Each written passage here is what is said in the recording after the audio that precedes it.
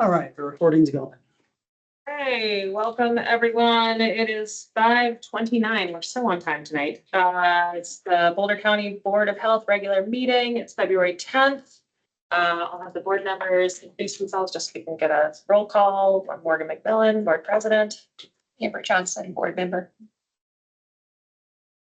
Landry Fagan, board member. I think that's all we have for tonight, but we have a quorum. Thank you, all board members, for being here. Item number one, public comments.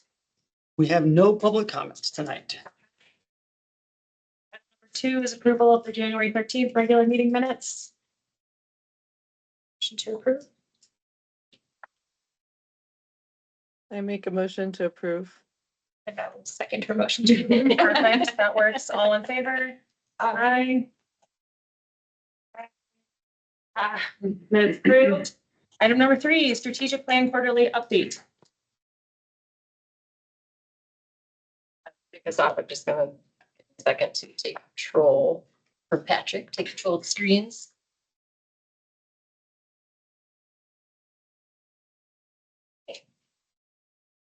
Hello, board. Hello, Landry. My name is Rachel Mental. I use she, her pronouns and health planner for the Strategic Initiatives Branch.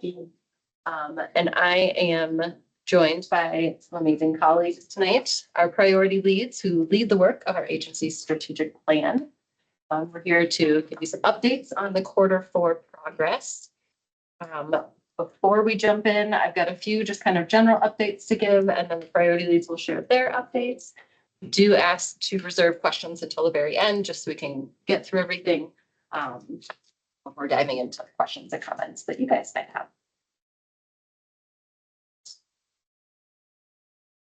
So just a couple of reminders as we dive into the presentation. The purpose of these quarterly reports is to give a snapshot of progress and things that are happening with our strategic plan.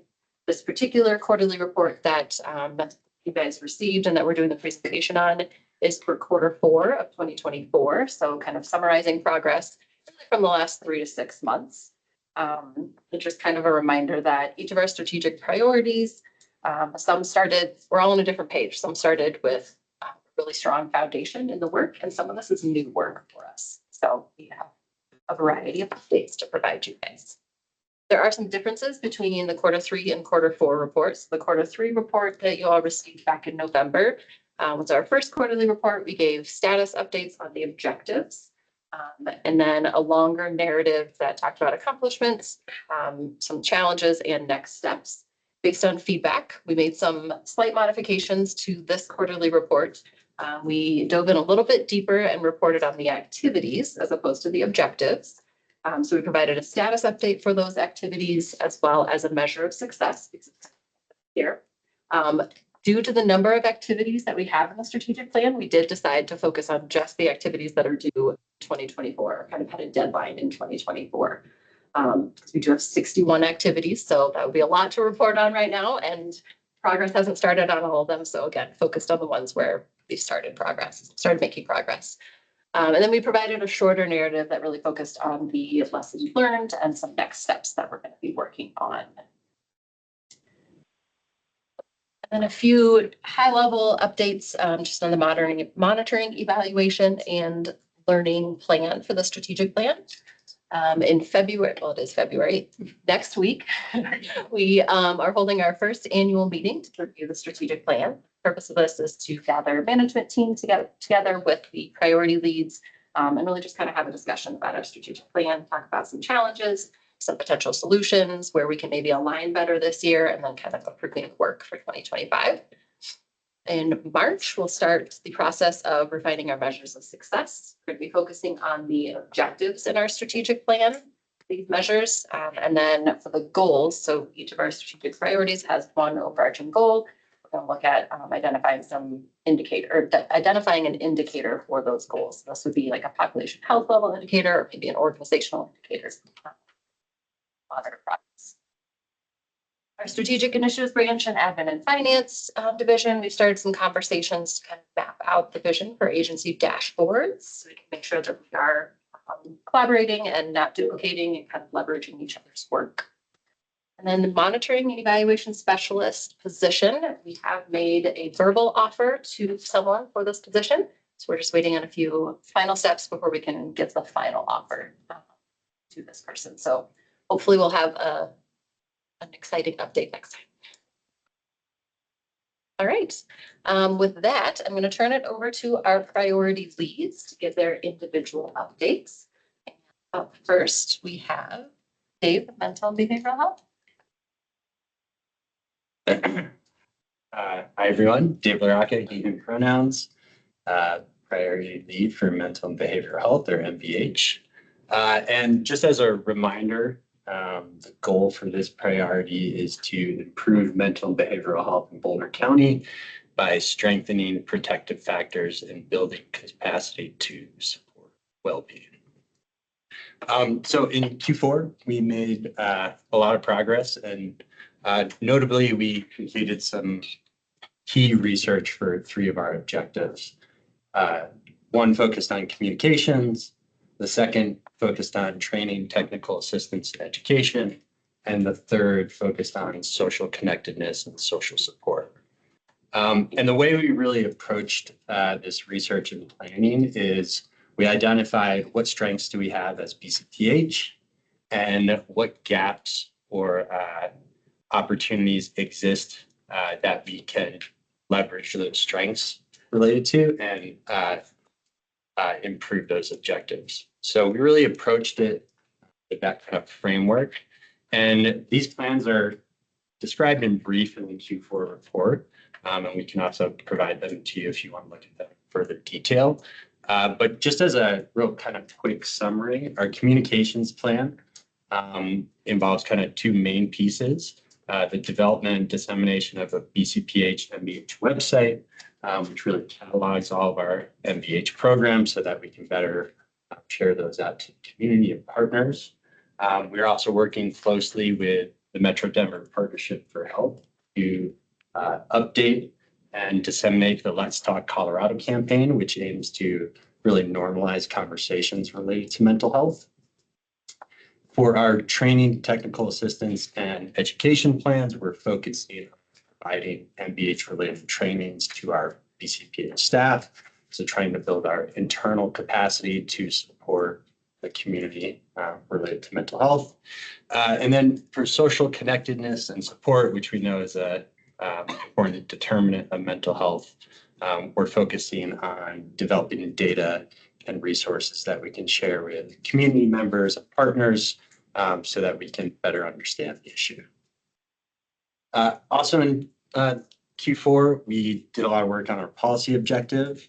In collaboration with the BCPH policy group, we developed a MBH policy agenda, which we adopted in December. And since then, we've been actively monitoring all the MBH related bills in the state legislature.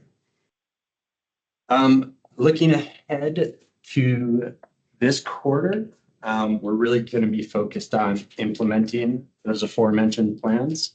So, for example, right now we're working on a scope of work to disseminate for contractor bids to help us implement this public awareness campaign to reduce stigma.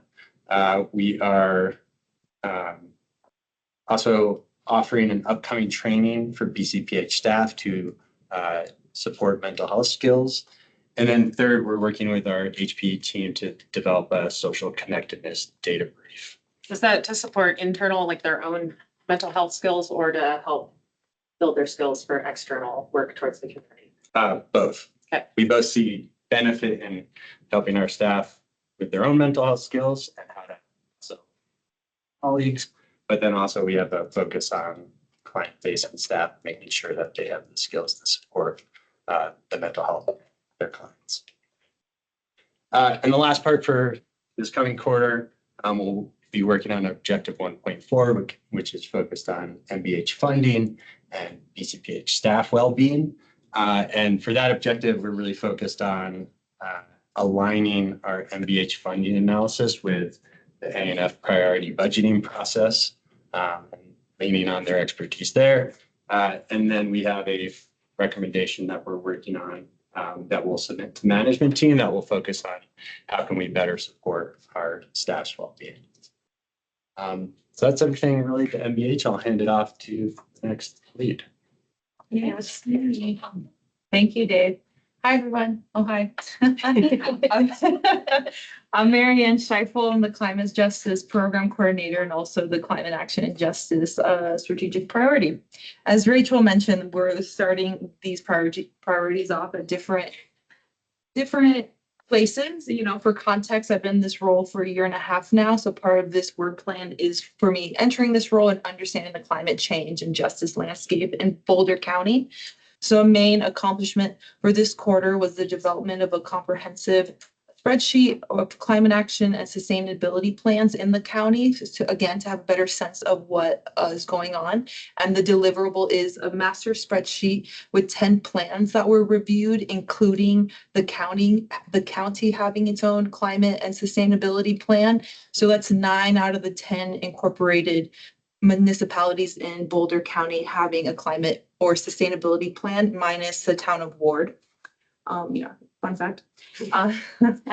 So yeah, major insights and gaps include that the emission reduction targets for the county and these municipalities vary widely, and the timelines vary widely. Some cities having clear emission goals and timelines, while others are very vague out of the 10 plans. And again, the smaller towns Ward does not have documentation for climate or sustainability planning. And equity work is mentioned very broadly in 6 out of the 10 plans, with no standard framework applied across the board at all. And in addition to this, I've been working with a community partner, the Climate Justice Hive, to map out climate plans and resources that the community is holding aside from, the government. A part of this comprehensive understanding was also reviewing public health programs of how climate change will impact our programs internally and the communities that we're serving. So this in-depth review was done on community and family health. Next steps being to broaden this scope and to create an internal public health action team.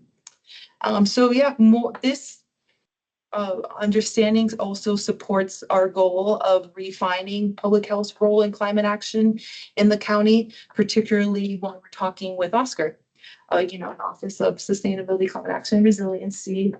And as we're seeing right now, public health is focusing on the human health adaptation to climate change. We're already addressing health risks to poor air quality, emergency disaster preparedness, and the spread of diseases through, monitoring, education, emergency preparedness and programs.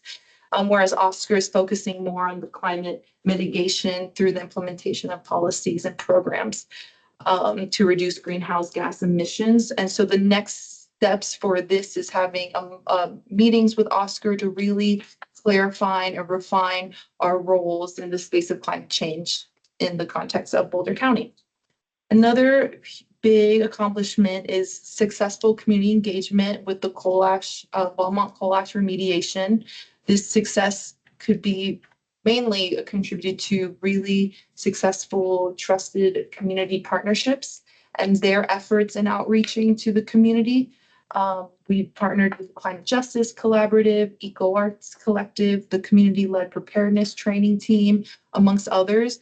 And what's really special about this is now these community partners are supporting the Valmont Community Commission, which is a group of community-led people from the mobile home communities near Valmont that emerge from our public meetings.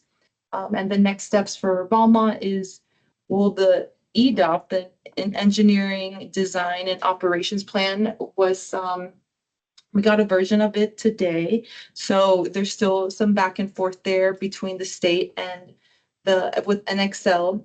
So right now we're writing up a community engagement report to reflect on how we could do better for this next phase of the project and write out a community engagement model since it was so successful the first phase of this.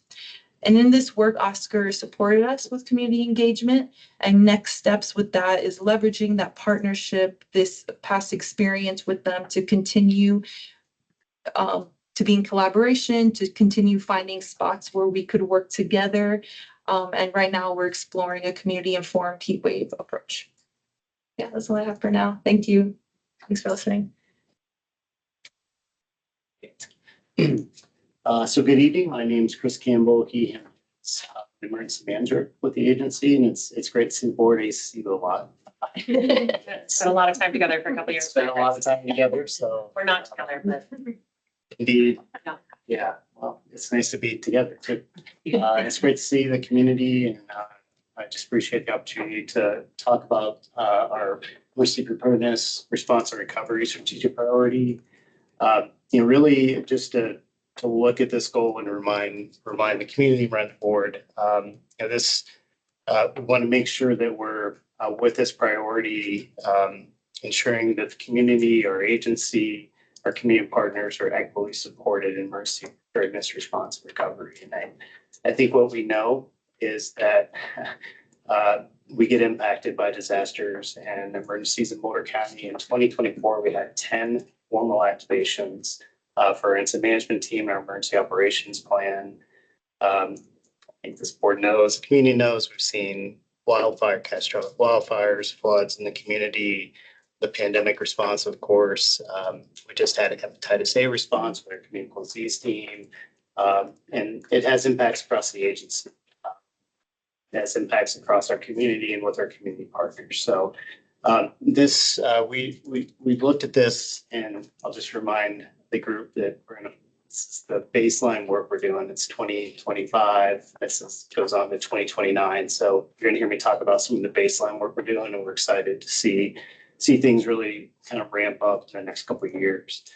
And so really have an internal focus with our priority that's really looking at our systems as an agency, our capabilities, our administrative and finance systems. We know we're taxed during large scale disasters and even smaller ones. And we also know that the community, our community partners are disproportionately impacted. Priority populations are disproportionately impacted by disasters and emergencies. So we're also focused on externally working to really capacity build. So one thing we have finalized and not nearly finalized, it doesn't have the signature yet. Looking at Lexi, we have a little more review to do, but our emergency operations plan is our base plan. And so we looked at we looked at our authorities in that plan and make sure those were all straight. It just really talks about how we organize our partnerships we have with the community, how we organize internally, how we organize in the region and state, ultimately nationally.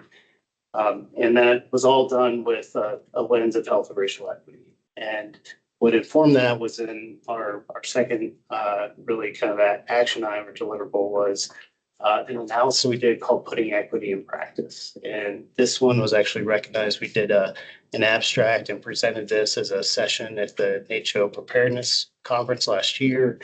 What we did is what I really enjoy about emergency management is we're all about continuous quality improvement. We're not afraid to look at things that we need to improve upon. We celebrate things we did well, and we really look at things that we can improve upon. So we looked at past disaster, Marshall Fire, pandemic response, and we know that to support priority populations, to support the communities, support community partners, we need to do more power sharing. We need to do more resource sharing. We need to turn the response over. For example, is our MPOX response. Turn things over to the community for them to inform our responses. So we got that in an analysis, and that's really informing a lot of our work in the future here. So that's done, and next steps we'll share that with additional partners. I will say that was informed. That analysis was informed by partners like the City of Longmont, the City of Boulder, Center for People with Disability, the school districts, Sigmund Valley School District, Boulder Valley School District, El Centro Amistad, so our community ambassadors you want to get familiar with from pandemic response. And they really give us a lot of insight. Our Health Equity Coordinating Committee, that document, and it's one we're just going to use again to kind of frame our work. So, so that's really where we're at. We're going to, again, continue to share those lessons learned, continue to start to dig into that capacity building for the community with things like communities of practice. and continue to work on our internal systems. And you'll see in the future, I'll come do a deep dive with you on what some of those systemic improvements are internally. So Now we're supposed to wait to the end, but. that's If we okay. can, yeah. I'm just trying to keep track of. so thank you. All right. And Deer's next. Yeah. Yes, thank you. Good evening, everyone. I'm sorry I'm not there in person. I got a little cold and I figured I didn't want to share it with anyone. So, Indira Gujral, she, her pronouns. I'm the deputy director and I guess I'm the interim head lead right now. Lexi and I have been kind of doing this together since Kevin left in the summer. So our quarter four, 2024 accomplishments are really focused on, and 25 accomplishments are really focused on four objectives within the priority. So we have a organizational culture objective, one on talent acquisition, retention, and career advancement, another on learning and growth, and the fourth on policy. And because we're kind of limited on capacity, you'll see that we've done a little bit of most of them, but we are really focusing on the learning and growth and the culture one. So in 2024, I want to thank Carol Helwig, who's our communicable disease control coordinator, because she was able to help pull together 2 courageous conversations about race trainings.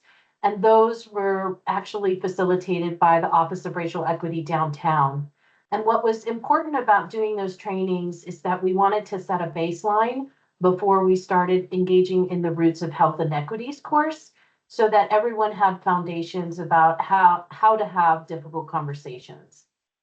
And then in the end of 2024, we were able to identify a facilitator and get them under contract, and that's Dr. Sheila Davis, who is our former health and racial equity manager. And we're really grateful for Dr. Davis, who has now come in and is implementing the Roots of Health and Equities course this spring from January until April.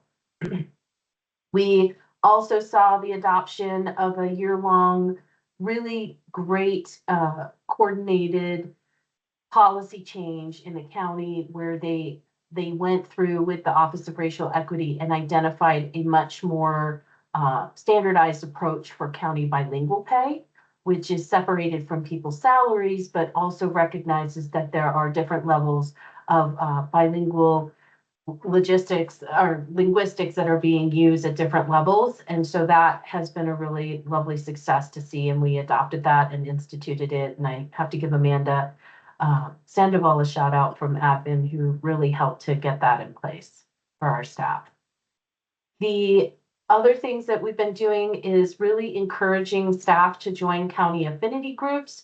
So the county has a few informal affinity groups, but they are now structuring more racial affinity groups.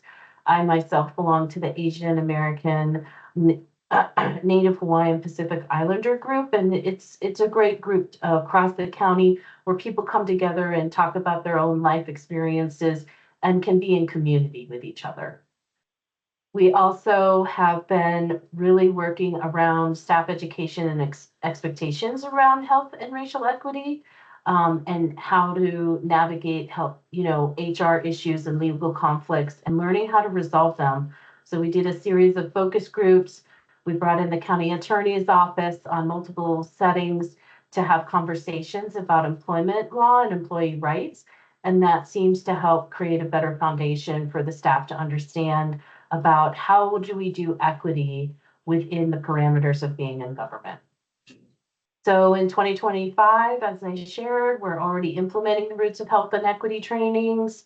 We are getting ready to receive the biannual GARE survey results, and those this will be the second time that they've been conducted. And so we look forward to seeing those results and having them help to inform our planning. And then we are participating in larger county collaborations. So there's a lot of trainings and lots of cohorts going on around equity training for leadership. There's a lot of CCAR trainings, the courageous conversations about race that are rolling out. And then we are seeing more cross-departmental goal setting in this area.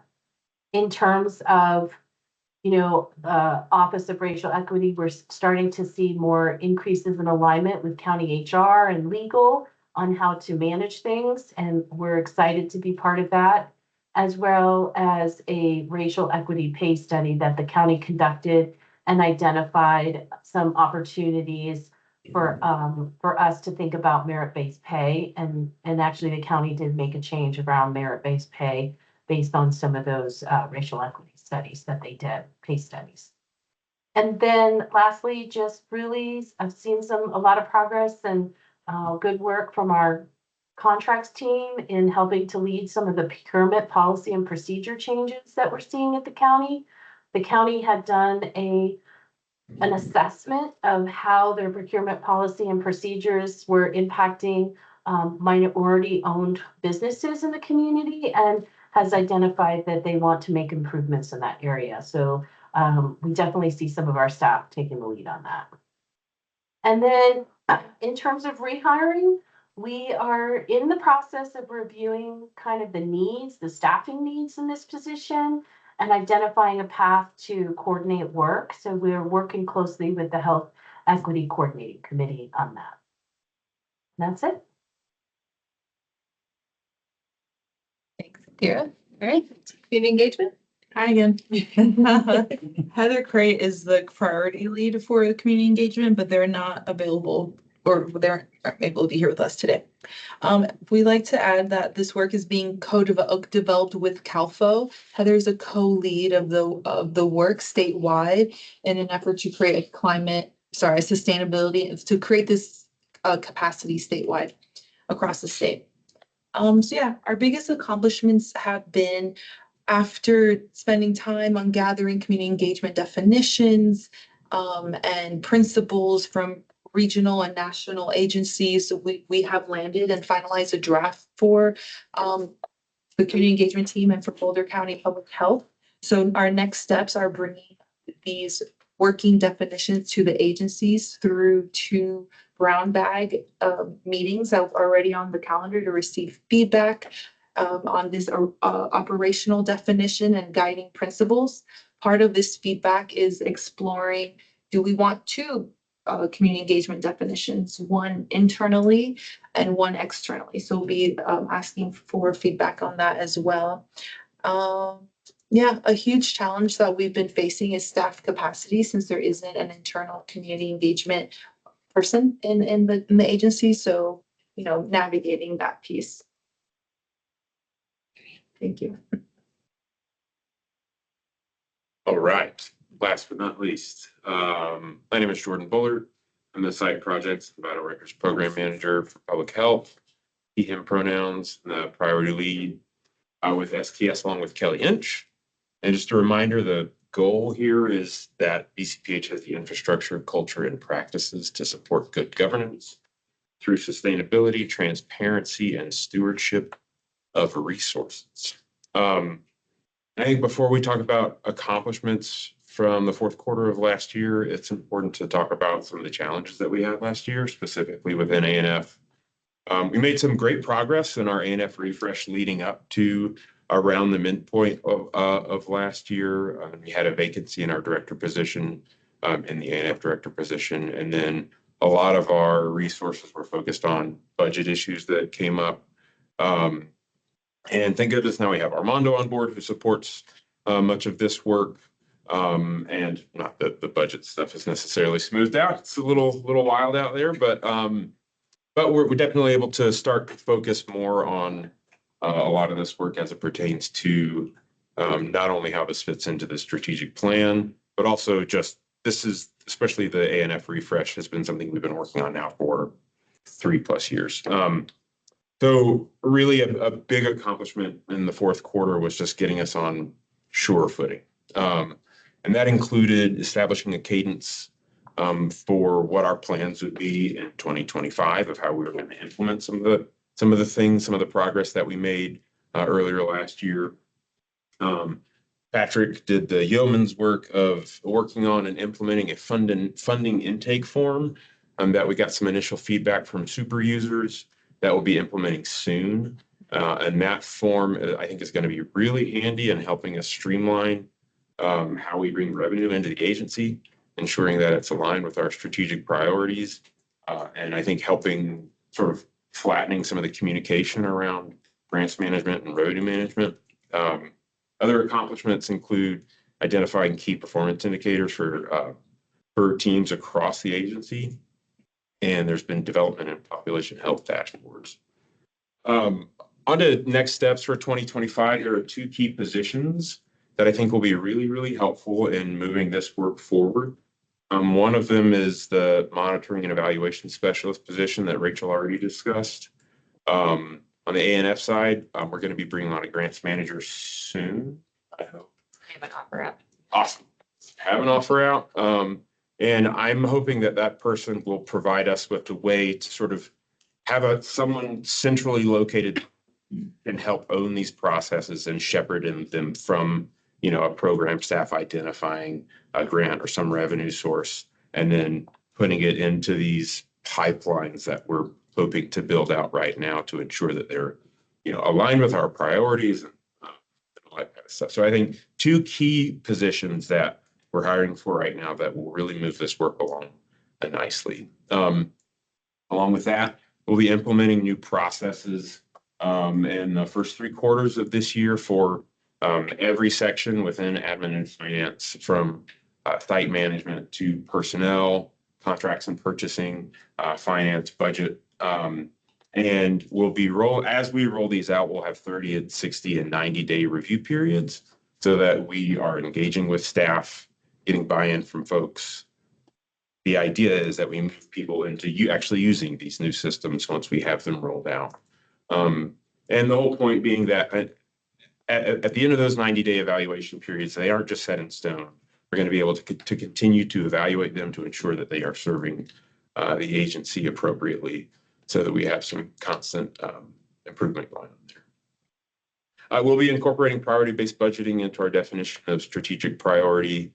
And then the dashboard structure was already hinted at a bit, but we'll be refining the structure to be both external and internal to ensure that we can monitor the work that we do, ensure that it is in alignment with our priorities, and make sure that we can communicate that effectively to the community that we serve. But I think that's everything, Kelly, unless you've got anything to add. No, I'll just let it go. I can blab for a long time. Okay, Thank good. you for your questions. If there is any, there are any. Thank you. Awesome. I will quickly wrap us up before we move on to questions. Thank you, Priority Leads, for sharing your great work. I mentioned some of this at the very beginning, but we have our annual review coming up in February, so we'll provide an update to you all to the board in March, the director's report.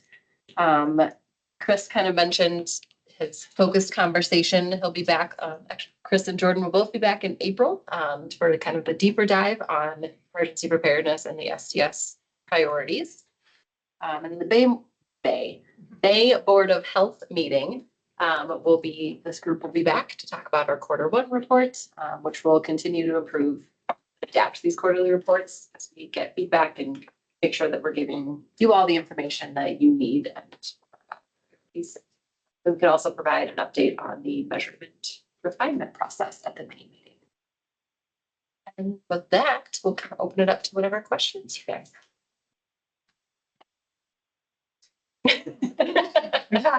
Thank you all, first of all. I think every time I get like the scope of what is happening, it's always impressive to me what is happening. And I know that this year is like a very foundational year with the strategic plan, right? That we're kind of doing some introspection, making sure that we have the right foundations, like housekeeping, for lack of a better word. So I think anytime I hear about foundation building and like internal capacity building, my question is always going to be to what end? And so when I hear you guys talk about like, okay, we are developing those KPIs and we are starting to talk about, okay, like how do we want this internal capacity building to be reflected in our external work? That's what gets me really excited. So although super excited to hear the foundation is changing and that you guys are building capacity, I'm excited to see to what end or what's next. What can we expect out of that? Great, and Landry, feel free to jump in with any questions if you have any. I've got a couple of it sounds like you're gonna talk to us. Or in a little more detail. But I was just curious about what capacity building with community partners looks like. You mentioned like communities of practice, but that's a little jargony to me. Tell me what you're working with here. Yeah, I focused on. I was trying not to use a lot of acronyms either, so. Yeah, I think, again, we're really trying to, we want to make sure that priority populations are represented. And so that's what we want to build. So, again, it's to be determined what that's going to be, but we want the structures in place, mechanisms to allow community voice, community input, community influence. And again, this is in all phases. This is in preparedness. And again, I don't want to it's the public health aspects of responses. So anything from chemical disease to, to the pandemic type responses or those components of wildfires. But yeah, I think, that's the measure we're going to have is participation, feedback from community members that they're represented. So that's what I meant by community practice. We did some of those during the pandemic response. I think it needs to be broader, more inclusive, and again, just turning things over to the community, let them drive our work a bit in this space. Particularly recovery, right? So there's a big environmental component to recovery as well. So we're looking at getting the community voice in that as well. Does that How are answer you your question? incentivizing the community? That's a good question. Yeah, I don't have answers to these yet. It's aspirational. It's an activity. Got a little time to build it. And I'm happy. We want to hear from partners. I think what we've heard initially is we do need to incentivize it. That's offer stipends during the The pandemic. community ambassadors, we pay them. Yeah. Yeah, and so that's what we'll have to look at, but then that gets into some of the sustainability components of our work as well, and making sure we have those structures in place to share resources, to share power. So yeah, that's what we're looking to do. Yeah, just thinking about how do we effectively continue to build, right? Because we did a lot of work during the pandemic response, then fire, and we just keep having opportunities to continue to build on our work with communities. So how do we sustain and then grow those relationships? I think A number of our priorities incorporate community engagement. Community engagement is one of our priorities. And so I think this question of, what are our strategies as an agency? And what are our priorities where we really want to direct resources, and how do we know that we have the resources that we need to do that work effectively and sustainably will be part of the work of the community engagement team. And that's when you start to see kind of some of the overlap of the priorities with each other. So that's part of what we're excited about. Yeah, I was just gonna say that this seems like a great conversation to bring up in next week when we have our alignment conversation is, how's that community engagement piece feeding into these? so to give you a concrete example of that, which I don't think it's built yet. Unfortunately, I think we've lost some momentum. So we have, with the county, we have what's called a multi-agency coordinating group, which is in essence, it's the response group that meets at the Office of Emergency Management, Disaster Management, and really responds. Is there anything from transportation to mass care and sheltering to public health? That's not built with community partners representing more broadly the community. So, I think it is unique. And I feel like we've lost some contact with community ambassadors from our partners because you're dealing with all kinds of other things. So we want to really build that system and have it be sustainable. So it's some of the first things we need to think about when the disaster hits. So start the preparedness world with them and work through strategies to make sure they have capabilities that the community members can support themselves. So that's where we're headed. It's a great question. And we had talked, I know, about potentially creating a Board of Health subcommittee focused on strategic plan. I think that'll be helpful, especially for my fellow board members. And he's not here who get really excited about the KPI piece of it too. And I just think that'll help with board alignment in between meetings and between updates. And then, hopefully you get less feedback. Because that's been a continuously moving conversation with board representation, so. Good, we're gonna do that. Great. Yeah. I mean, so like I said, that we would wait for the under evaluation process to be in place. No, we will not wait. I mean,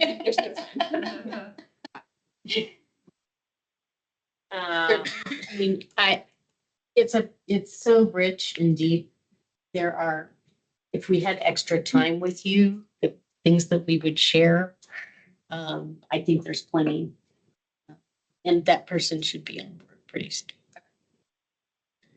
My only two other things is a question for Dave around, do we have target demographics for the initial MDH communications work that's gonna be happening?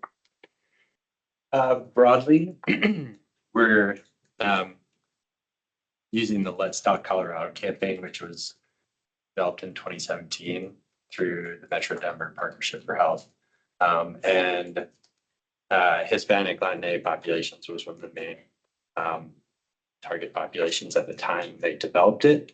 And in the last year, I think community partners that work with MVPH and MVPH members themselves realized that it needed an update and needed to be better grants created for Hispanic Latinx communities. So MVPH as a whole has put in about 100 grand to update that and make those resources better for that target population. So that's broadly the target population.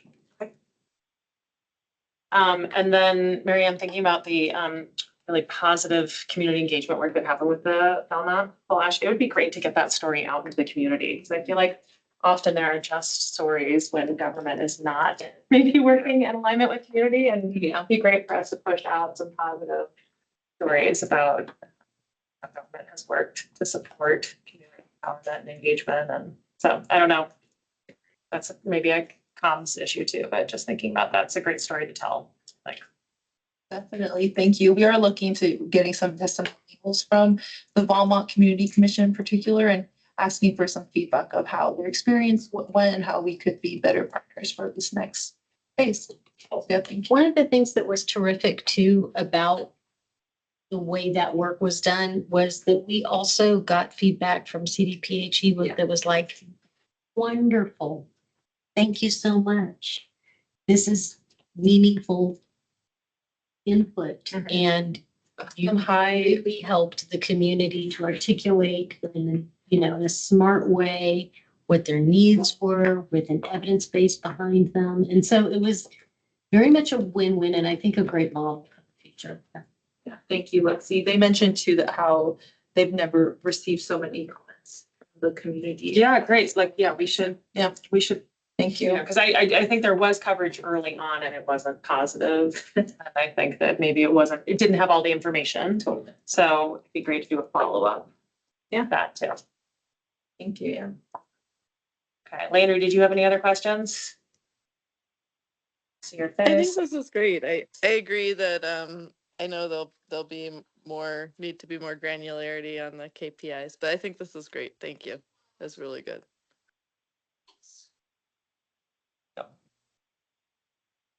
Thank you. Okay, great. Thanks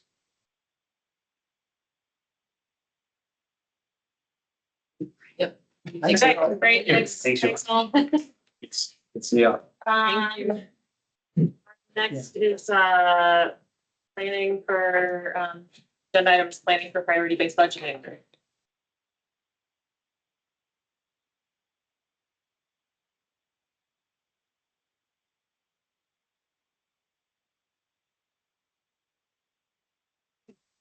We could take it back. Sorry, I didn't know if we just took it back. I think you do. There you go.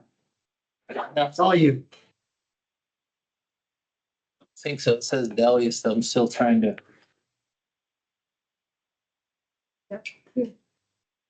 No, stop sharing. Hold on. Try it again. Okay. There. It was being a little delayed and it's, okay.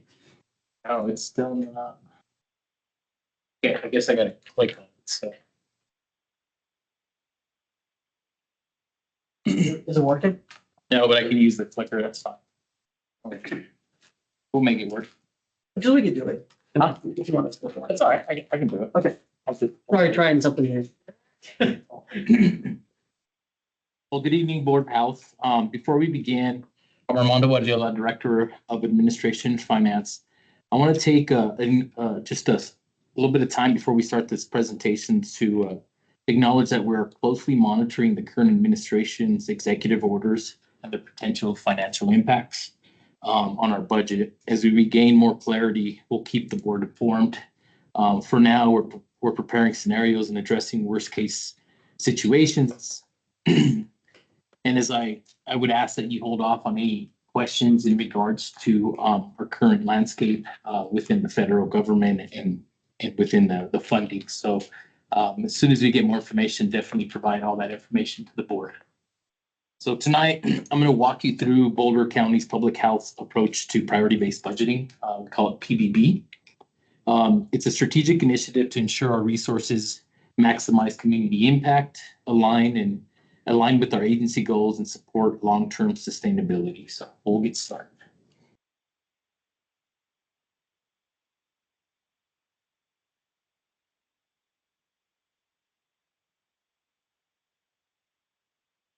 The priority-based budgeting, or PBP, is strategic. It's a strategic approach to resource allocation. It ensures that funding is directed toward programs and services that align most closely with our organizational priorities and goals. By evaluating initiatives based on their impact, alignment, and strategic objectives and community needs, PBB helps us prioritize high-value activities, optimize limited resources, and maximizes overall effectiveness. This method promotes transparency, accountability, and data-driven decisions, allowing us to focus on delivering the greatest value to our community while achieving the long-term goals. Very high level, as you can see. I know you've got these slides ahead of us, but just kind of giving you very high level.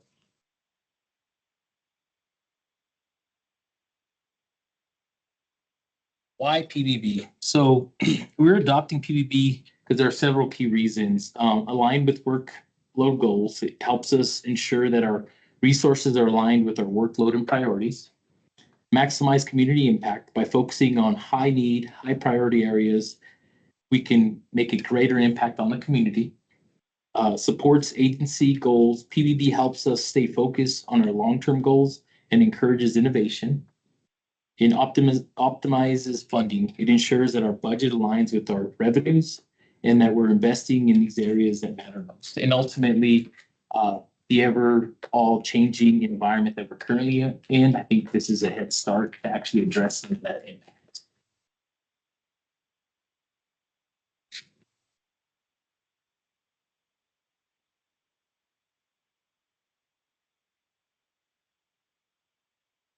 So the PBP process consists of three phases. Fundamental phase. This phase focuses on building a strong understanding of the PBB, setting clear objectives and defining success metrics. We completed this phase in December and January. We worked with the director teams and really kind of did a charter as far as what is the objective, what are we trying to accomplish, and what are our goals. We moved on to the framework phase. In this stage, we categorized programs, created a scorecard, and used a decision tree to identify areas of improvement. We're currently in this phase, so we've been testing the scorecard, making some tweaks as we evolve, and making sure that we're addressing the ultimate priorities for the organization. And we are also looking at the decision tree, which we'll go into a little bit more detail here shortly, but hopefully we'll have a very strong decision tree when we get to the retreat. And then ultimately the implementation phase. In this is the final phase that involves presenting our findings to leadership, developing an improvement plan, and ensuring our budget aligns with our strategic goals. Also, we'll come forward to the board with some recommendations more around June. But once we do all this work, which is really collecting data, making data decisions, and we're calling it tests, and testing all these programs to make sure the fit that works, that will be best for the organization. And so we wanted to be methodical on our approach. As Lexi has stated previously in other presentations, we want to use a scalpel approach and not a sledgehammer to support the PBB process. So we're using several keys. So the first one is categories, ensuring that we are comparing apples to apples in terms of essential programs. We've identified 3 types, which are infrastructure, mandate, and non-mandate services. The scorecard helps us objectively assess programs based on predefined criteria like strategic alignment, community impact, and equity considerations. And the funding metrics, which is clarity on funding, flexibility, and vulnerability, and gives us an understanding of funding needs versus funding availability for different types of programs within the categories. And then ultimately, the decision tree. This supports the development of recommendations and the improvement plan. So the decision tree really walks us through by each individual program to really understand the program, use the data that we have, and ultimately provide an improvement plan or a recommendation plan that we use towards building the 2026 budget.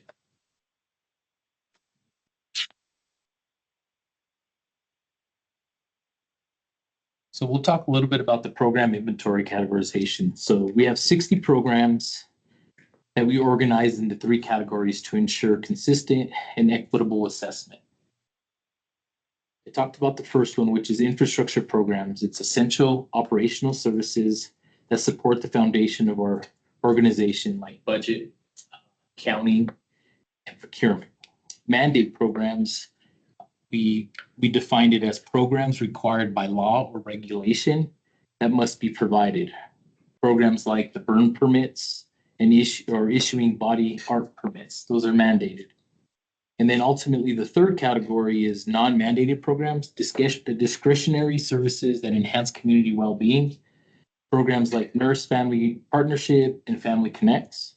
So these categories will help us evaluate programs fairly and make informed decisions as we move every program through these decisions or through these categories.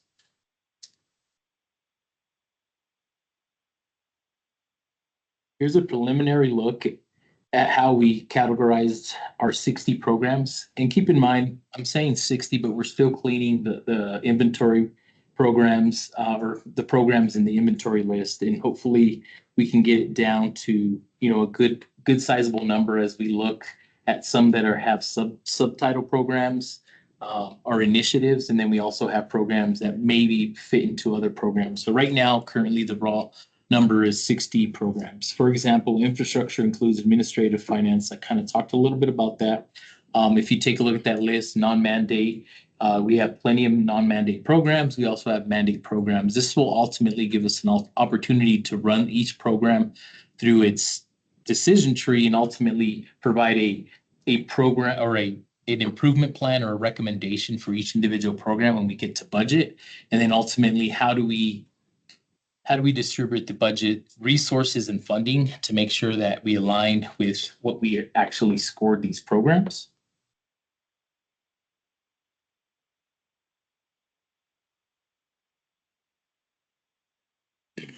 So I want to review the program assessment scorecard. I think this is one of the most important tools. This tool will help us objectively evaluate programs based on 5 key criteria. So I want to talk a little bit about the criteria and put them into kind of an example of how they would work. So first, strategic priorities. And keep in mind, this is still in a form of evolving. Today, we actually had a long discussion, so we might be changing the weighted. This is a weighted scale. So ultimately, the first strategic priorities is 25% preliminary right now. It evolved or it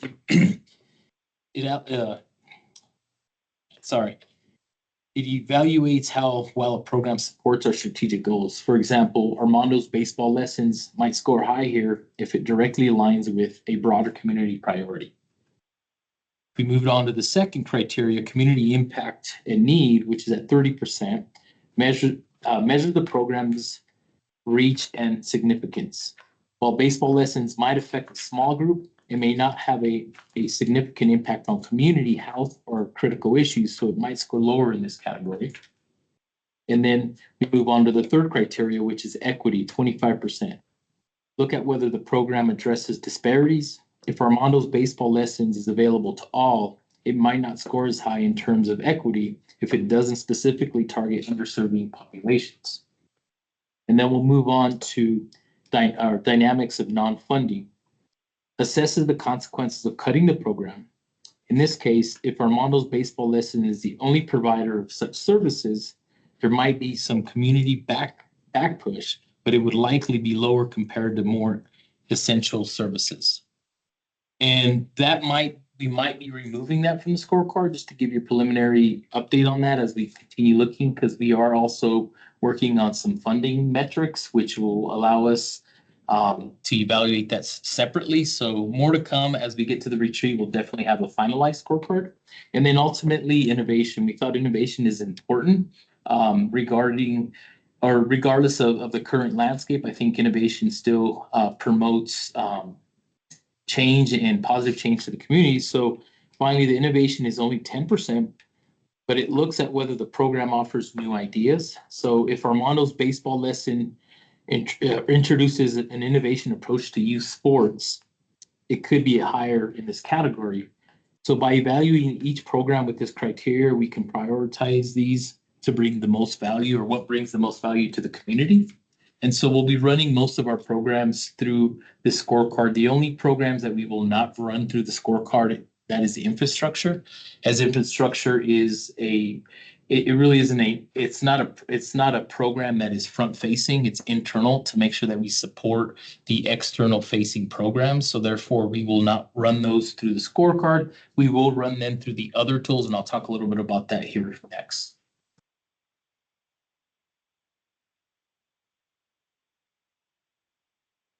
So the third tool, or the fourth tool that we'll be using is the funding metric. So it's in draft form. As you can see, we'll definitely make some improvements and evolve by the time we get to the retreat. So right now, 47% of our programs are infrastructure. So we'll be looking at funding. Is it flexible, non-flexible? Is it federal? 22%. 22%. With non-mandate being 47%, highly non-flexible or more flexible within each program. So by using this metrics, it helps us understand the flexibility and reliability of our funding sources. Before I wrote this, I'm changing the script a little bit. Originally, I had federal funding as being more of a reliable and but not flexible. Unfortunately, times have changed. So as you know, I would say state a little bit reliable, but not as flexible. County funds are both reliable and flexible. So that's what we'd be doing with this metrics is we're taking all our funding and really aligning it with the three types of categories and placing every program in there and really giving us kind of like a heat map to kind of say, where is the most flexible? Where can we move money around? Where do we not have any flexibility? And therefore, where are the gaps within funding? So we'll run every program within this metric.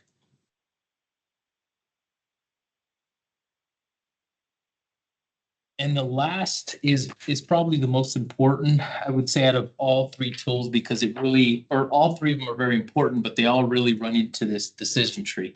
The decision tree is another tool.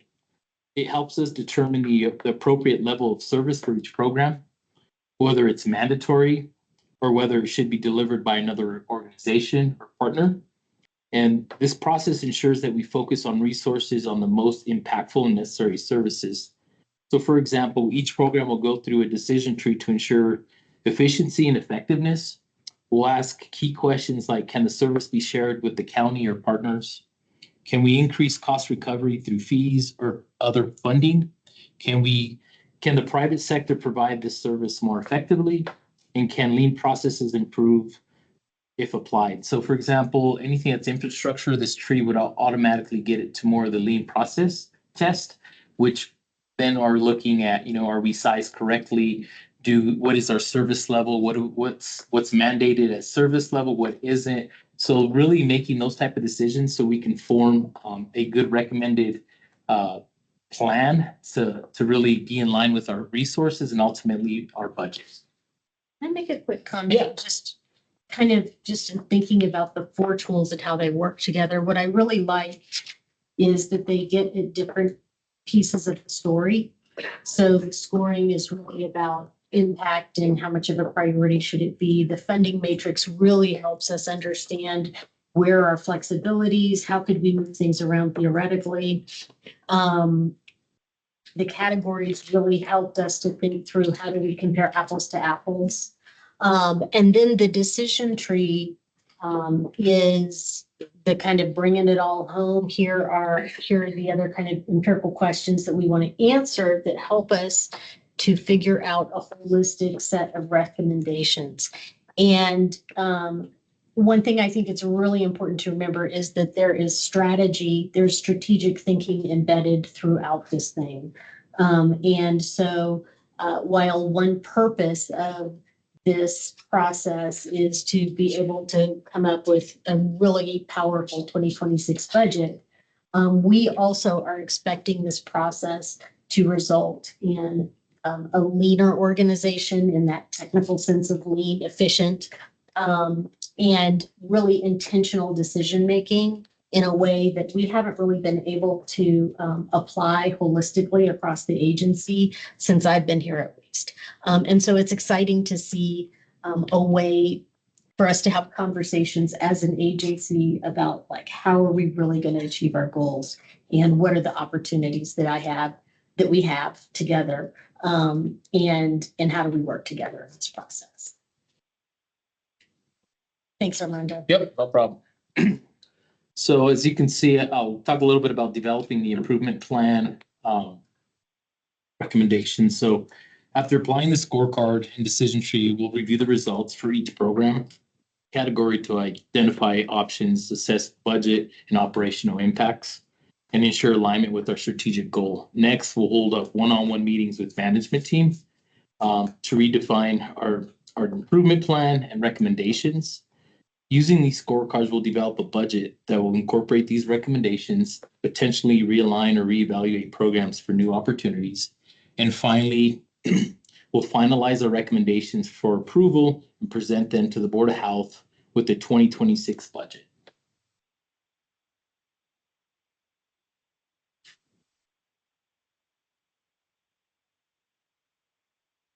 Almost done.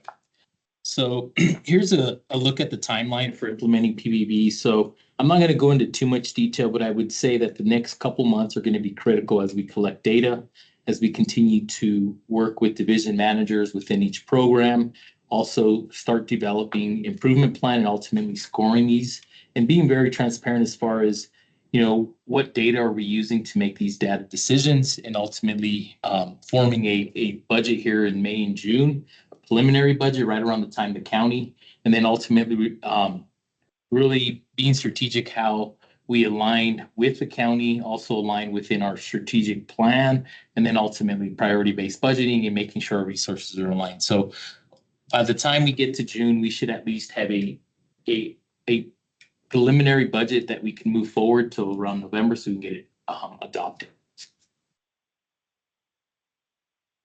And so in March, so I want to talk a little bit about this next study session. So in March, our study session, we're going to preview the PBB goals, which we've worked as a group with the directors team. Well, the evaluation process, which you've got a high level, but we'll actually walk you through some of these programs.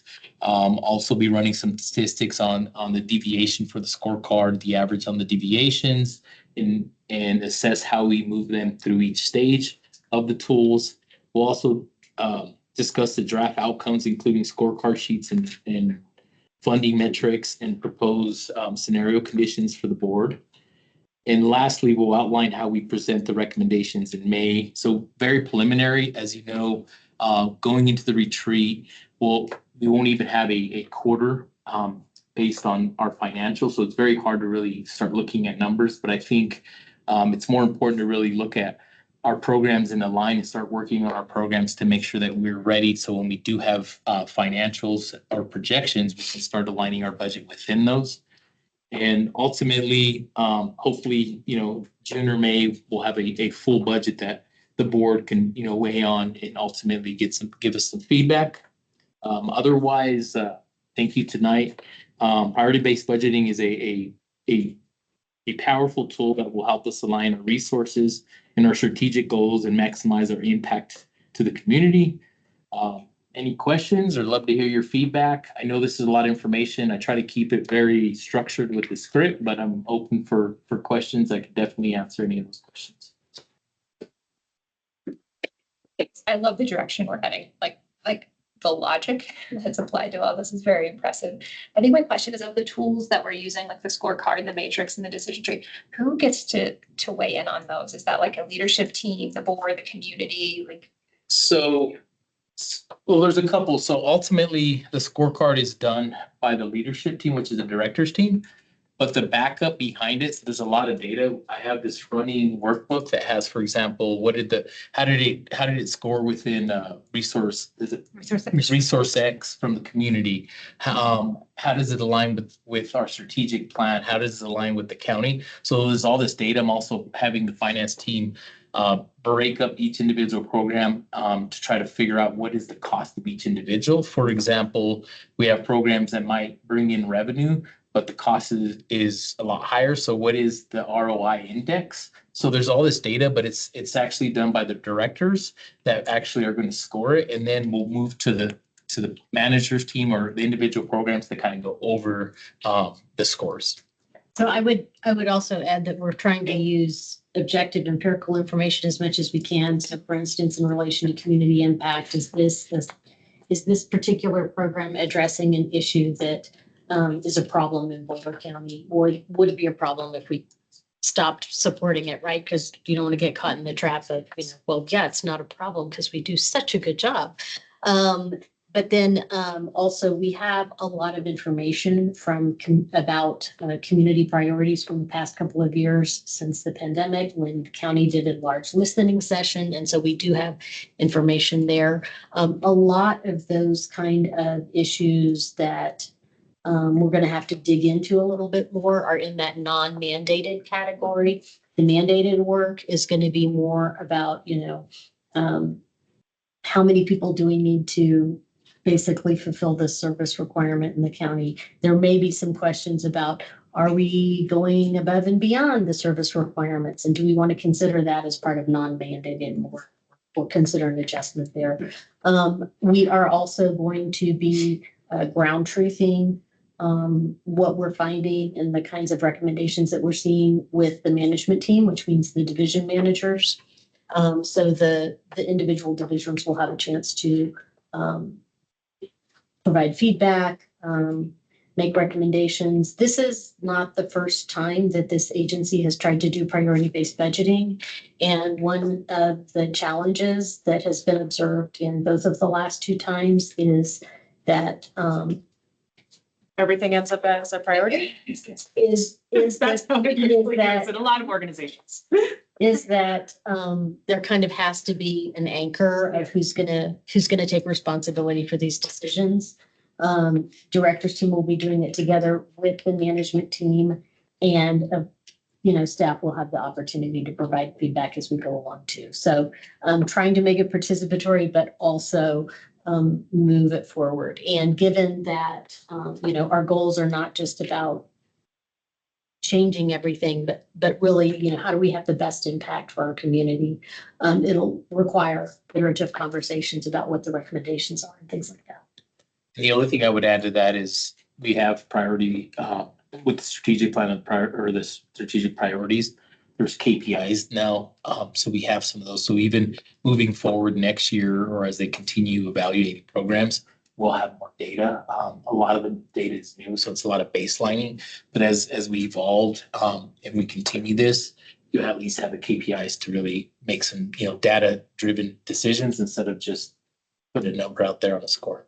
Yeah, and you'll probably learn a lot just going through the process the first time, right? Yeah. Absolutely. Iterate on that the next time around. I'm gonna mention something really quick. I just wanted to back that up with what Armando was saying. I mean, our goal, I'm not gonna run into what we're building with the data dashboards now, because that's a larger rabbit hole. But I think we will have some of that information, or we'll be moving toward that, which is a place where when we've done priority-based budgeting exercises in the past with this agency, we haven't had those spaces before to help make decisions. And it works kind of two ways.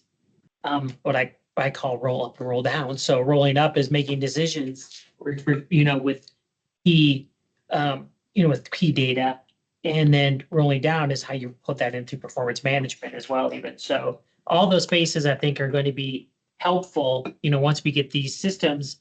We talked a little bit about on the earlier presentation about aligning the strategic priorities and aligning the dashboard pieces with the work that Armando, Sarah, Desiree have done with the budget. That space has taken time to develop, and that's why I feel that it's going to be more impactful both on the budgetary side and on the way we look at our KPIs and other data that we're performing or pulling from our programs. That's helpful. I mean, I think the point that I would stress on record here is that you guys are aiming to have a lean, efficient process, and that it's not based upon the opinion of the leadership, right? Correct. For Yeah. lots of others. There's data behind it, yeah.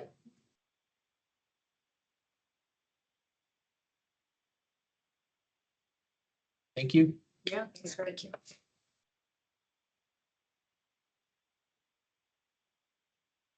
All right, on to 5, federal policy update. Thank you. So there's a lot going on. The new federal administration, and we have been tracking a lot of the whirlwind lately. And I just wanted to kind of go through some of the key issues that we're following and kind of what our forward motion is. As soon as we get the slides up, no problem. We're almost there.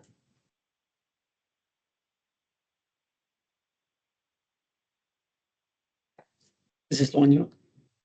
No, I think go ahead and skip to key issues we're tracking. So this really gets kind of to the heart of sharing with you all kind of what we think are the important goalposts, since it's the day after the Super Bowl, in terms of agency impacts, how core public health work could be affected, looking at the vulnerable populations that we serve that are involved in achieving population health goals, and, maybe even a potential positive area. Really paying attention to the funding flows, to the access to disaggregated data, which of course has been pulled from an awful lot of websites at this point. The kind of radio silence on communicable disease, which maybe not, radio silence is not quite accurate, but it's still kind of irregular right now. And then, how does this administration intend to fund core public health work? In terms of that kind of specific work, we're particularly tracking immunizations, reproductive health, with qualification requirements, environmental health and justice, emergency response. And then, there are a number of vulnerable populations that we serve, because you cannot advance population health without attending to where inequities are and how do you support those who are most impacted. So the LGBTQ plus population, immigrants, historically and racially disenfranchised populations, those with mental and behavioral health challenges, and then lower income populations. One bright spot is that, we do have somebody really advocating for addressing chronic disease. That would be great. That would be a terrific investment. So we will also, keep that in the mix. He's been nominated, but he has not been approved yet. So true. Thank you. Right. So the next slide, potential community impacts. There are a number of spaces where we have some concerns about that are of direct public health relevance, including increased health, economic, and social losses among our most vulnerable populations, a lot of mental behavioral health stressors that could be exacerbated, not just by the public health changes, but more broadly in society. Potential for increased communicable disease outbreaks if that work isn't properly supported, and if we don't have regular intelligence on what's happening. Food insecurity work, and then we are concerned about weakened environmental health protections, we've made a lot of strides in the last few years nationally and particularly in Colorado. It would be a shame to lose that footing. And then, of course, the healthcare and public health ecosystem can't really be separated. We are concerned about the impact on hospitals and FQHCs, as well as access to care. Even the NIH indirect cuts announced today will impact hospitals because they do a lot of research and it will affect their staffing. Yeah. Next slide, please.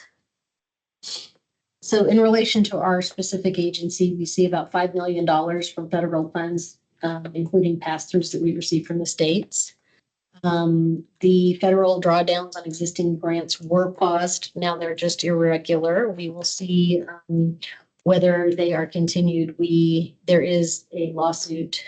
There is a challenge to changing congressionally allocated funds for 2025. But of course, the next budget is coming right around the corner. So it'll be interesting to see how that budget fight pans out because we do expect that there will be some kind of resolution to the path forward through that, if not through some of the legal fights that we see going on. And then some of our unknowns and areas of clarity that we really need are, whether these grants can be rescinded, what qualifies as DEI work. It's very confusing right now and doesn't make a lot of sense in a lot of ways. What are the impacts to our partners and secondary impacts on public health? Would impact be limited to work done under our federal grants or to any work that we did? And of course, these legal challenges can kind of slow things down a little bit, but what we'd like is resolution, because as long as they're wanking their way through the courts, they're still having impact on the direction we're going. And then finally, our short-term plan, we are engaging in financial planning, as Armando mentioned, identifying federal funds that could be at risk, incorporating that analysis into our 2026 budget scenario planning. So that will be incorporated into the March budget study session. And then continuing to diversify funding sources and develop contingency funding strategies. In terms of internal operations, double checking external communications, ensuring adherence to county and state policy on protection of personal information, responding to staff stressors such as increased microaggressions that we're seeing from the public. And that's not just public health staff. All government staff is seeing this, and our NGO partners are seeing this with attacks on workers by the very people that they're serving, which is really disappointing and unacceptable. Developing agency policy positions and response guidelines for staff, and developing longer-term plans to support agency stewardship, financial sustainability, and the community's health. In terms of collaborations, we are tracking the outcome of legal challenges in the executive order and directive implementation with policy and legal partners. We are fortunate to have a lot of folks who give us information, and sometimes it's combing through it and absorbing it that is what takes time. We are increasing communication with legislators on community impacts that we're seeing and public health needs. We are having regular check-ins with community partners, and we are also coordinating with county leadership, Metro Denver Partnership for Health, Colorado Association of Local Public Health Officials, and the Colorado Department of Public Health and the Environment.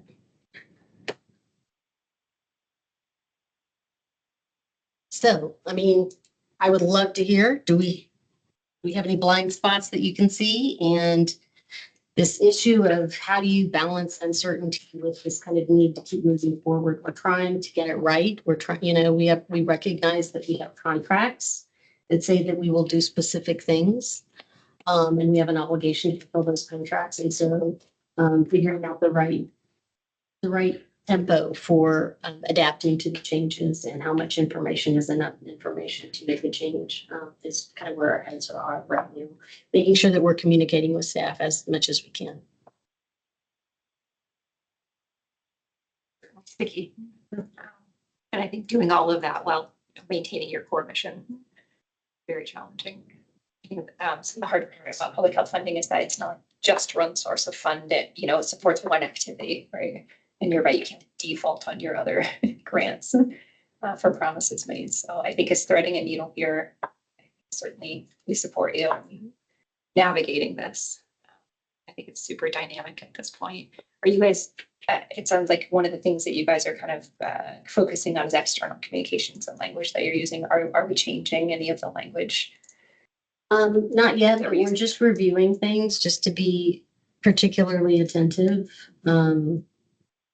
Making sure that we're saying what we mean. Yeah.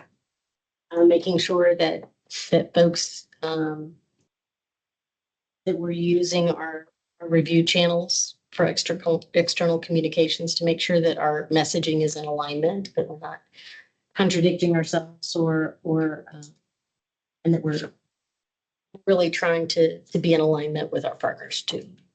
Are you getting communication from your grant officers? Like federal? Not much.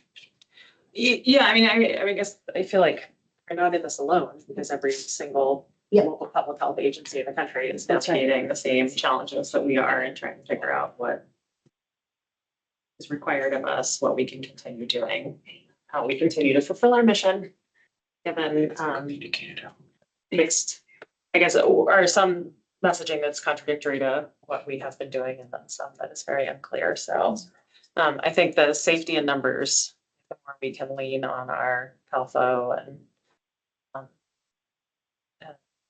Metro Denver partners, just so that we can all try to be as much in alignment as possible. That's Yeah. the best strategy. And then, just continuing to support internally our staff and our community members who are so really struggling right now. Absolutely. Hard to see the public health has weathered a lot. Yeah. Past decade, right? Here we are again. Yeah. I mean, I just, appreciate that this is a challenge in terms of management right now. Best we can, and again, lean on partnerships and sharing information and strategy. Yeah. And and also not reacting. And I appreciate Armando said this at the beginning of his presentation, but like, if we don't know, then let's not develop a whole strategy reacting in one interpretation, because that's just, we're gonna do that for a long time. It's gonna be a lot of spinning wheels if we react to every single change that's coming at us. So And I do see this as something we're going to be dealing with for a while. Yeah. This is not something that's going to go away with the 2026 budget, 25 budget. I think that this is something that we've got to figure out how to navigate as part of the person.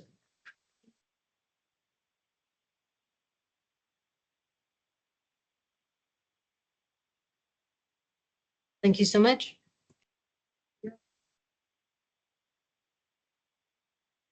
So, I mean, I think this is related as a follow on to this. I think the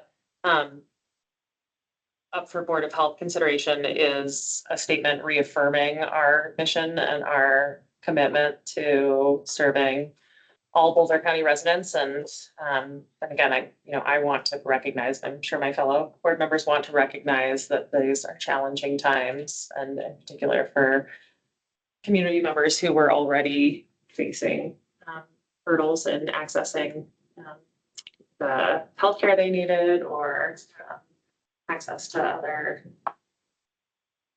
resources in our community. So just want to recognize that this is a challenging time, and also wanted to take a minute to offer a statement from the Board of Health. So I'll read this out loud, and then we can have a discussion if anyone wants to discuss it, and we'll vote. But the Boulder County Board of Health reaffirms our commitment to serve all Boulder County residents regardless of race, ethnicity, gender identity, sexuality, religion, age, language, ability, neuro and physical differences, and immigration status. We want to reassure our community that gender identity and immigration status are not factors when considering whether someone is eligible for our services. We believe that our community is stronger, healthier, and more resilient when we honor diverse lived experiences.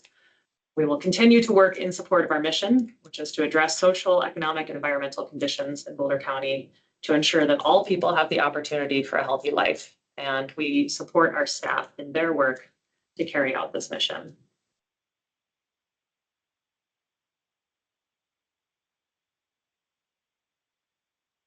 Anything, say anything before we vote on this? Hardly agree. Andrew, do you want to? Thank you, Morgan. I think this is great. I just want to sort of reaffirm our commitment to centering on race as well as a mission, a central mission of our organization. And a central issue with equity. Yeah, thanks for bringing that up later too. I mean, I think that what the board would like to do is just, we are recommitting ourselves to this mission. We have not wavered from this mission. We want to support our staff in their work to carry out this mission, and really just are here to support you and appreciate the work you're doing in our community. So we're going to ask for a formal approval of the statement. Motion to approve the statement. A second, I approve this. Okay, all in favor? Aye. Aye.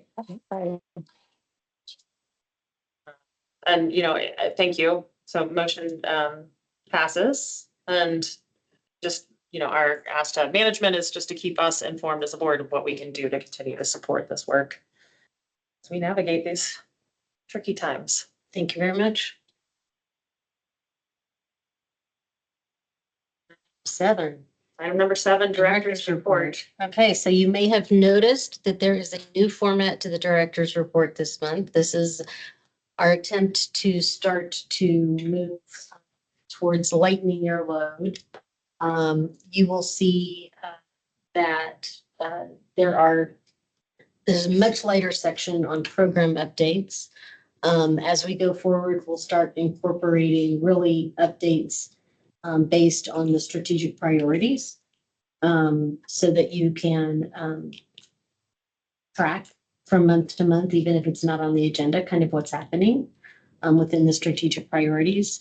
You'll notice there's a reporting section, and we would like to go ahead and set up emails, county emails for all of you. You don't have to use them. But what setting up email will do is it will give you access to some platforms where you can see the reporting more regularly. And it will include dashboards. It's in development, but we wanted to give you a little bit of a taste of the kinds of things that would be in that section going forward. It's a very iterative director's report this month. And I'd love to hear, what did you like? What questions do you have? What do you think might work better if it were changed? Any comments you have? And tonight will not be the only night we ask that question. Thanks for the innovation. I always support it. Yeah. I don't have any complaints this time. So yeah. Next time, maybe. Maybe next time. I'll reserve the right. Yeah, I appreciate the, ongoing efforts to evolve the director's report. And this feels like, again, it's moving in a good direction. Good. Yeah. I think, as Amber said earlier, it's always a challenge to try to keep up with the breadth of all the work that's going on, but then also try to focus the board's time and energy on the more strategic and policy discussions.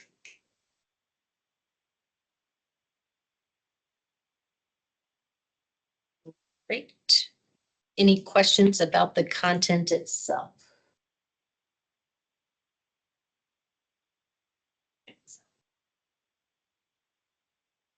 Great. Item 8. Sorry, I'm gonna miss the party. We're sorry too. Yep. There's a little section at the end of the director's report now where it's like opportunities to come and hang out with us. So you're always welcome. And that's, we feel like that's a nice trade-off if we're kind of reducing some of the reporting by the programs, if we can kind of help keep staff connection with those opportunities. That'll be great. Okay. Right, item number 8, all the new business. Okay, and you don't need to push this slide forward. The only thing that we were going to talk about is the strategic planning subcommittee. It sounds like you're interested in moving that forward, so we will work with you over the next month to get that going. Great. Yeah, and I encourage my fellow board members who are particularly interested in the strategic plan to nominate yourself for subcommittee. Any other old and new business? No, okay, then minute before 7, adjourning. Thank you so much. Thank you. Thanks. Thanks, everyone. Thank you, Landry. Sorry, I was Thanks, remote Deb. today. Thank you. Bye.